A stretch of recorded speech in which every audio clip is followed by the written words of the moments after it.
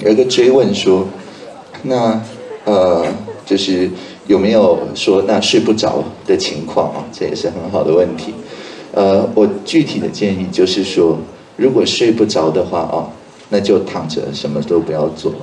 那如果是开手机，或者是说开其他的电子设备，那当然就是可能会觉得说，那心情会比较好。但是其实学着跟自己相处，就是在睡前，好比像说要躺个半小时、1小时才睡得着。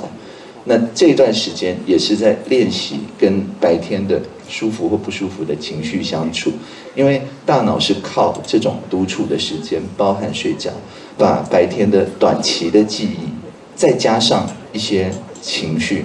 然后这些情绪是以最后的那个情绪，所以为什么睡前要喝这种茶？那写入长期记忆。所以如果你就是去滑手机之类的话，因为你不知道滑手机会看到什么，所以这就会变成是你的长期记忆的最后那个情绪被这个类似乱数所决定哦，那就对于睡眠品质或者生活品质不一定有什么好处，所以大概是这样子。有63位朋友们问说，唐凤委员您好，这个问题很可能跟主题无关哦，但是呢，这位朋友非常想问我是如何安排自己的一天呢？一天平均会睡多久啊？因为我有那个记录睡眠的习惯了，所以我开一下对，我是昨天是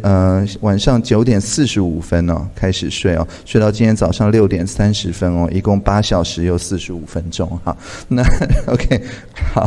那对我们来看一下趋势啊。趋势说，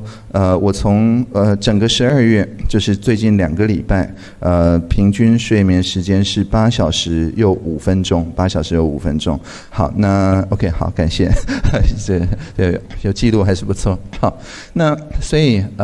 我的想法其实很简单，就是如果我睡得到8小时，那大概都是自然醒了。我今天也是自然醒。那么我昨天所看到的、学到的、经验到的等等，那我就可以综合出一些比较稳定的，就是我们叫做选美一边站的这样子一些概念。就是昨天我看到的各种各样的说法，有些彼此冲突等等，我大概都可以把它综合成一个就是比较创新的，大家可能虽不满意，但是大概都可以接受的一些见解。但是我如果没有睡够的话呢，那就比较没有办法。就是我如果睡可能6小时、5小时等等，那我醒来的时候呢，因为它的短期记忆没有完整的写到长期记忆嘛，睡眠的时候就是短期记忆写到长期记忆划重点的一段时间，那所以就会变成说，好像我昨天记得的一些片片段段的东西，但是没有整合，那所以呢，我就要变成我在醒着的时间，我还要花一些时间在脑里背景执行去整合昨天的东西，但是新的刺激又会进来啊，所以就会变成说，好像我就会先看到什么，然后就是它了的那个感觉，就会变成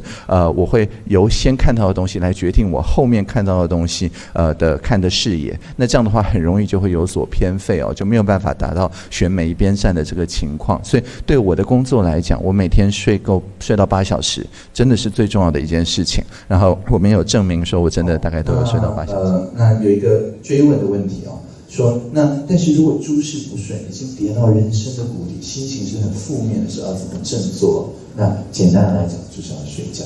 那想尽办法就是要睡觉，睡到8个小时。你如果心情很不好，只睡到4个小时，你中午补上4个小时。无论如何，你2+2+2+2也可以啊，拿破仑那种办法。但是无论如何，就是说一天24小时至少到8个小时。那这个是因为像我刚刚讲到的，透过充足的睡眠，